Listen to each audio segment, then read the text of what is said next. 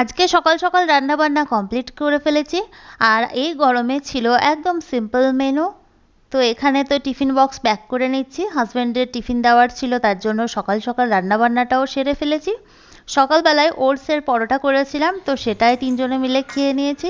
ছেলে এখন টিউশনে চলে গিয়েছে, আমার রান্নাবান্নাও শেষ হয়ে গিয়েছে, হাজব্যান্ড এখন বের হয়ে যাবে, তো ওর টিফিনটা এখন প্যাক করে দেবো।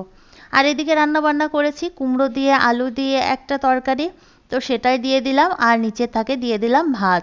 আর ভাত অল্পই নেয়, যেহেতু এত গরম আর স্কুলে খেতে ইচ্ছা করে না, ভাতটা একটু অল্প পরিমাণেই দেওয়ার চেষ্টা করি। আর এখানে আছে আলু দিয়ে পটল দিয়ে একটা তরকারি, আর এখানে করেছি ডিমের কারি। তো ডিম একটাই দেব।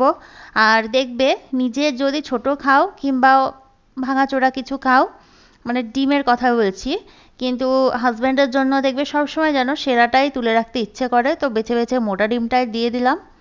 তো এখানে দুটো ডিম দেওয়ার ইচ্ছা ছিল, কিন্তু গরম যেহেতু তার জন্য ভাবলাম একটা ডিমই দেব, গরমে দুটো ডিম খেলে আবার অসুবিধা হতে পারে। তো এখানে আমার লাঞ্চ বক্স ছিল চারটে, তো চারটে টিফিন বক্সে চারটে পদ চলে গিয়েছে। এখন শশাটা দিয়ে দেবো, শশা তো এই গরমে মাস্ট খেতেই হবে, তার জন্য অন্য টিফিন বক্সের মধ্যে দিয়ে দিলাম। ব্যাস, আমার এদিকে লাঞ্চ বক্স প্যাক হয়ে গিয়েছে। তো তারপরে তো ও চলে গেল। এখানে মাছ নিয়ে আসা হয়েছে, তো মাছটা এখনও বেছে উঠতে পারিনি, মাছটা এখন কাটবো নিচে গিয়ে।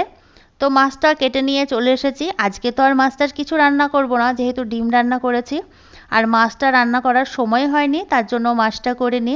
এই তো সুন্দর করে এখন কেটে ধুয়ে নিয়ে চলে এসেছি। আর মাছটার পেটে দেখো কত সুন্দর একটা ডিমও ছিল।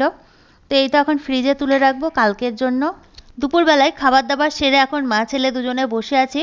আমি তো বসে আছি চুপচাপ, আর ছেলে খাতাগুলোকে দেখাচ্ছে যে ওর সকালে টিউশন গিয়েছিল কি কি কাজ হয়েছে, তো সেটাই দেখে নিলাম। এরপরে কালকে দই আনা হয়েছিল, তো দই খেয়ে এতটুকু বেঁচেছিল। আর দেখতেই পাচ্ছ জল কেটে গিয়েছে, তো উপর উপর দইটা খেয়ে নেব। এই জলটা খেতেও আমার কিন্তু বেশ ভালো লাগে, লস্যি লস্যি, তো জলটাকেও বাদ দেবো না, জলটাকেও খেয়ে নেব। আর রোজ দুপুরবেলা এই গরমে ভাতের পরে একটু হলেও আমার দই চাই। আমার বলে নয়, আমাদের বাড়ির সকলেরই দই খুবই পছন্দ। তো ব্যাস, দইটা এখন ঝটপট খেয়ে নিই। এদিকে হাজব্যান্ড বিকেলবেলা বাড়ি চলে এসেছে, তো ও আবার ওর গন্তব্যস্থলে পৌঁছাবার জন্য রেডি। তো তার জন্য গ্রিন টি বানিয়ে দিলাম আর লেবু কেটে দিলাম, তো আমরাও সঙ্গে একটু করে খেয়ে নিলাম। এখন সবাই যে যার মতো চলে গিয়েছে, হাজব্যান্ড ওর কাজে চলে গিয়েছে, ছেলে গিয়েছে খেলা করতে নিচে। তো এখানে পিছনে কটা জামা কাপড় মেলে রেখেছিলাম, তো এই সুযোগে কিছু টুকিটাকি কাজ আমি করে ফেলবো, কারণ ছেলে এলে ওকে আবার পড়তে বসাতে হবে। আর এই তো জামা কাপড়ের ভারে মনে হচ্ছে আমিই উল্টে যাব, তাই দেখছিলাম আমার থেকে জামা কাপড়ের ভার এখানে বেশি। তো এখানে জামা কাপড়টা এখন সুন্দর করে গুছিয়ে নেব। আর সব কাজ করলেও জামা কাপড় গোছানো কাজটা একটু আলসেমি মনে হয়, তো যাই হোক, আলসেমি করলেও তো চলবে না, সেই কাজটা তো আমাকেই সেরে ফেলতে হবে, তার জন্য আগে ভাগে কাজটা সেরে ফেলি।